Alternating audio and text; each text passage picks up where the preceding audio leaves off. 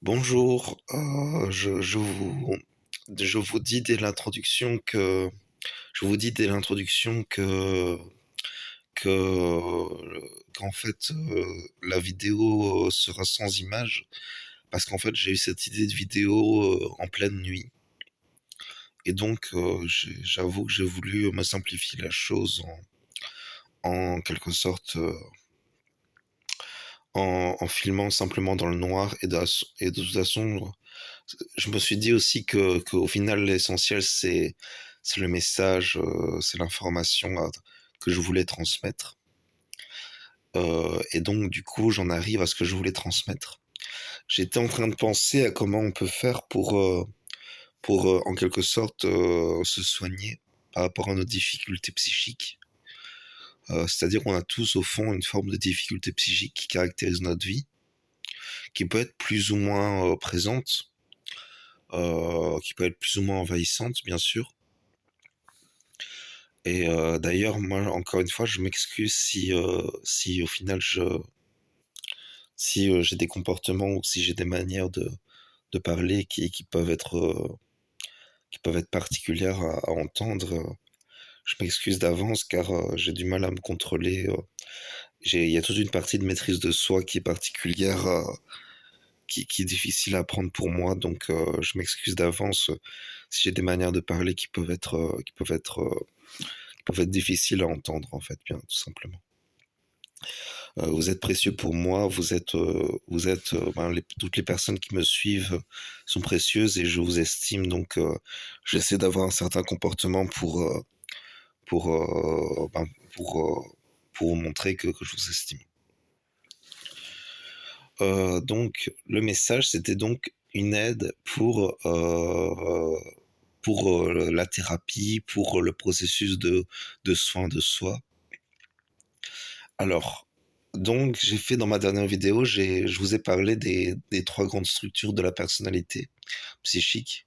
Donc, les narcissiques fragiles, les névrosés, les névrotiques, et enfin les psychotiques. Alors, en quelque sorte, pas forcément guérir, mais comment se soigner, comment se fournir une aide et comment devenir en quelque sorte autonome et indépendant au sein du besoin de soins personnels. Eh bien, c'est simple, en fait. Tout dépend de votre structure principale. En rappelant que la structure, c'est un fonctionnement, c'est une adaptation qui est plus ou moins systématisée, qui reste présente de manière plus ou moins globale et de manière plus ou moins pérenne, qui peut évoluer quand même d'une certaine façon au cours de la vie de l'individu selon les expériences que la personne va expérimenter. Et donc, je vais commencer par les psychotiques, par le soin fourni aux psychotiques. Donc, si vous êtes psychotique et que vous prenez conscience en fait que vous avez une psyché différente de la majorité des gens, une psyché qui a des enjeux particuliers avec une difficulté à s'adapter aux autres parfois, eh ben, l'enjeu il va être d'abord d'être tolérant envers soi-même. C'est-à-dire d'accepter qu'on a des difficultés, tout en restant discipliné envers soi-même, bien évidemment. C'est-à-dire c'est-à-dire que le principe, c'est vraiment c'est-à-dire qu'il faut à la fois être miséricordieux envers soi, tout en étant discipliné envers soi. Vous voyez, c'est le principe. Pour ceux qui me suivent plutôt pour la dimension spirituelle, plutôt pour la dimension spirituelle de ce que je dis, c'est le principe de l'équilibre entre le pilier de la miséricorde et le pilier de la rigueur dans la Kabbale. Et donc, l'objectif, c'est encore mieux, c'est de développer le pilier de la conscience. Ça, c'est encore mieux si on peut développer le pilier de la conscience. Donc, le principe pour les personnes qui sont atteintes de psychose, qui ont des comportements psychotiques, qui ont des délires, qui ont des difficultés à s'adapter, qui sont prises par des stress particulièrement intenses, eh ben, l'objectif peut être pour vous d'apprendre à comprendre la réalité et les enjeux de la réalité. C'est-à-dire que vraiment, il faut développer le mental. En tout cas, vous avez besoin de développer le mental relationnel. Vous avez besoin de comprendre quelle est la réalité en fait. Vous avez besoin d'apprendre à communiquer, c'est-à-dire les enjeux, communiquer dans le but de s'adapter pour ses propres besoins et pour les besoins des gens qui nous entourent. Et donc vraiment le principe il est là, c'est vraiment si je devais vous donner un, si je devais vous donner, si je pouvais vous donner euh, une direction clé, ce serait vraiment euh, respecter les besoins des gens et vos besoins aussi. C'est-à-dire que il y a tout un processus d'apprentissage qui peut être fait en fait, c'est-à-dire d'apprendre à communiquer sans passer par la violence, d'apprendre à s'exprimer ses besoins, d'apprendre à se calmer quand on a un stress. Désolé. Et donc il y a tout un processus d'apprentissage qui est possible pour vous. Et donc l'objectif si vous voulez vraiment atteindre de la stabilité dans votre vie, vous avez vraiment besoin d'apprendre en fait tous les enseignements que nous donne la réalité en fait. Donc ça c'était pour les personnes qui sont qui ont la pathologie de la psychose. Je rappelle quand même qu'il faut pas stigmatiser la personne en tant que psychotique. Je sais que j'ai probablement dit qu'elle était psychotique, que les personnes étaient psychotiques. Euh, Bien évidemment, c'est une manière de parler. Faut pas stigmatiser la personne juste parce qu'elle est atteinte de psychose. Ça, c'est clair. La personne a des besoins, un droit fondamental à être respecté dans, dans, dans qui elle est. Elle est un être humain qui a un droit à être considéré, à être respecté. Ça, c'est très clair, oui. Ensuite, je vais aborder la situation des personnes que j'appelle les personnes qui ont un narcissisme fragile, en fait. C'est pour ces personnes-là, la situation, elle est complètement différente. C'est-à-dire que ces personnes-là, elles doivent apprendre elles doivent développer une estime de soi, un narcissisme qui est en quelque sorte, qui est un narcissisme équilibré, en fait. C'est-à-dire que la personne reconnaît qu'elle a des qualités et qu'elle a peut-être des difficultés parfois, et qu'elle est un être humain et que donc elle est un peu, qu'elle n'est pas un objet parfait, et que donc le principe c'est, je vous ai peut-être choqué en disant que que la personne n'est pas un objet parfait. Euh, je sais que ça peut paraître choquant, mais il faut quand même avouer que parfois dans les relations les uns avec les autres, il y a une dimension où on est en quelque sorte l'objet du vouloir d'autrui, hein. C'est pour ça que je maintiens le fait que parfois on est considérable comme un objet pour l'autre, même si c'est quand même plus sain de rester dans des considérations de sujet, bien évidemment. Ça, je vous rejoins là-dessus. C'est-à-dire que l'objectif, c'est de parfois comprendre qu'on est un objet pour les besoins d'autrui, mais qu'on doit rester dans un rapport de sujet à sujet, ça c'est sûr, oui. Ensuite, vraiment le principe pour les personnes qui sont dans cette situation-là, donc les personnes qui ont un narcissisme fragile, c'est vraiment de s'ancrer dans la conscience qu'elles ont une certaine valeur, qu'elles ont le droit à un certain narcissisme, qu'elles peuvent en quelque sorte s'exprimer, qu'elles peuvent parler, c'est-à-dire rappeler les conditions d'une vie saine en société.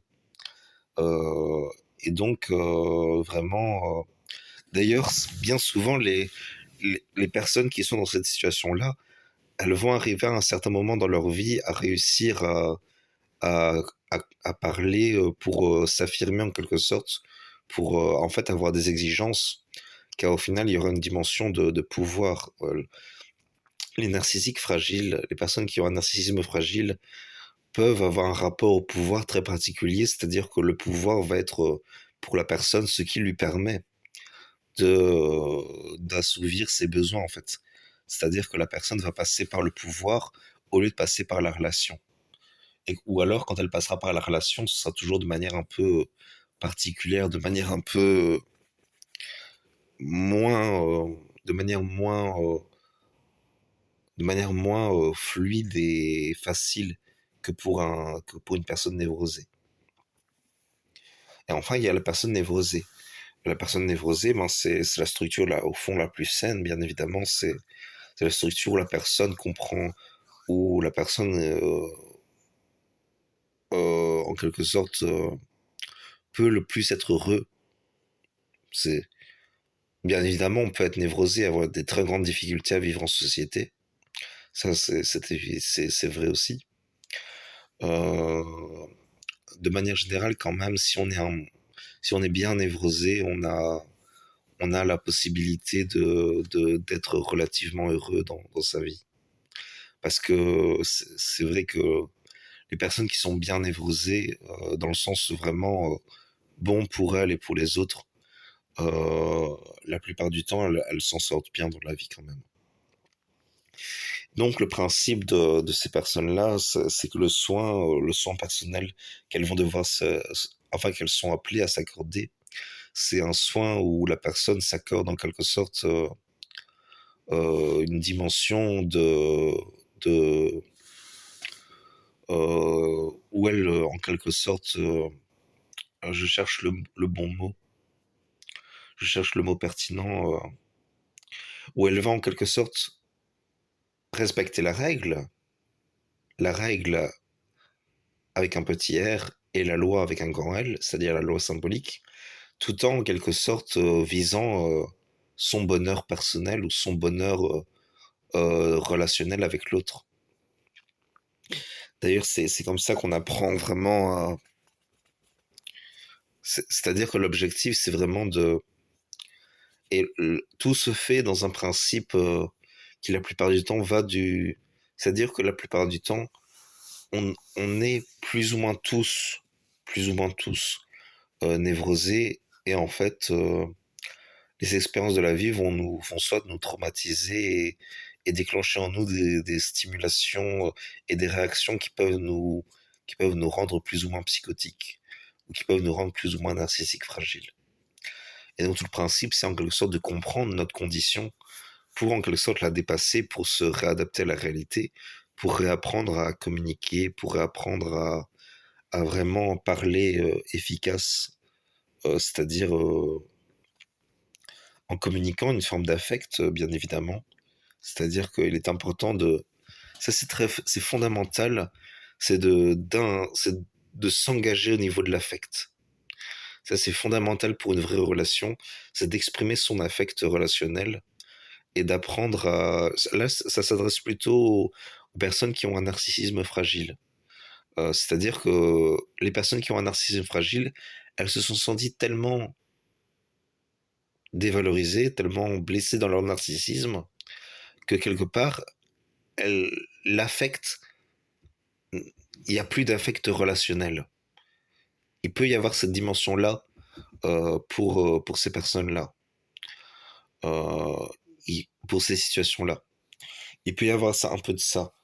C'est-à-dire que, et donc l'enjeu, ça va être d'aider la personne ou qu'elle s'aide elle-même pour qu'elle réapprenne les vertus de cœur, les qualités de cœur, et que en quelque sorte elle se renforce dans les qualités de cœur, en sachant que la plupart du temps, quand on est grandi dans un environnement qui ne prenait pas vraiment des qualités de cœur, ou qui prenait des qualités de cœur plus ou moins superficielles, eh ben, au final, la personne aura probablement difficilement intégré ce que sont les qualités de cœur. Et donc, c'est vraiment très intéressant pour les personnes qui sont, qui sont atteintes de narcissisme fragile ou qui sont atteintes du stress psychotique, de méditer sur les qualités de cœur, voir ce que cela veut dire pour nous, comprendre, pour en quelque sorte mettre en pratique. Alors en gros, les qualités de cœur, c'est quoi? Les qualités de cœur, c'est la qualité d'un individu de communiquer son besoin relationnel tout en respectant les besoins relationnels d'autrui. Donc les valeurs, d'ailleurs c'est vraiment fondamental d'avoir des valeurs, parce que vraiment c'est à notre époque, avoir des valeurs, c'est tellement porteur comment dire, c'est porteur de force. Parce qu'en fait, quand on y pense, les personnes qui ont réussi à incarner des valeurs, qui mettent en place des valeurs dans leur vie, qui suivent leurs valeurs, qui sont assidus, qui sont disciplinés, ça deviennent des personnes qui ont une force phénoménale. Parce qu'ils ont réussi, parce qu'ils vont réussir à en quelque sorte fédérer les gens autour de leurs valeurs, parce qu'ils ont réussi à les faire valoir en fait leurs valeurs, parce qu'ils ont permis aux autres de ressentir leurs valeurs en fait, la valeur de leurs valeurs. Oui. Donc voilà pour tout ce que je voulais vous dire. J'ai plus ou moins bien résumé la chose. Encore une fois, des difficultés parfois à synthétiser, à organiser ma pensée et à la communiquer. Je pense que globalement, j'ai réussi à communiquer l'essentiel de ce que je voulais, de ce dont je voulais vous informer. Je vous remercie d'avoir regardé la vidéo jusqu'au bout. C'était Grégoire Joniot euh, pour, euh, pour agir pour le bien commun, on va dire. Même si au fond, bien évidemment, c'est plus subtil que ça, hein. Euh, enfin bon, on va dire que c'était pour servir le bien commun. Euh, non, on va dire, sentez-vous libre de dire ce que vous voulez dans les commentaires, bien évidemment. Ça, c'est important, c'est sûr. Donc voilà, je vous souhaite le meilleur. Euh, je vous bénis.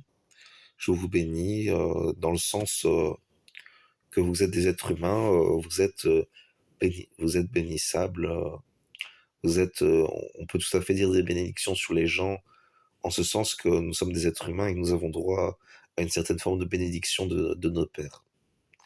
Voilà, donc je vous bénis, je vous remercie d'avoir écouté la vidéo et je vous dis peut-être, je vous invite à ce que nous parlions dans la section commentaires. Et aussi, je vous demande, s'il vous plaît, si vous pouviez donner votre ressenti par rapport à, un ressenti global par rapport à la vidéo, par rapport en fait à ce que j'ai dit pour que je sache, pour que je sache en gros quelle est la qualité globale de ce que je propose en termes de vidéos sur YouTube. Voilà, je vais m'arrêter là parce que là, ça commence à, j'ai dit beaucoup de choses et je pense que c'est intéressant de s'arrêter à un moment quand même. Donc, je vous souhaite une bonne journée. Au revoir.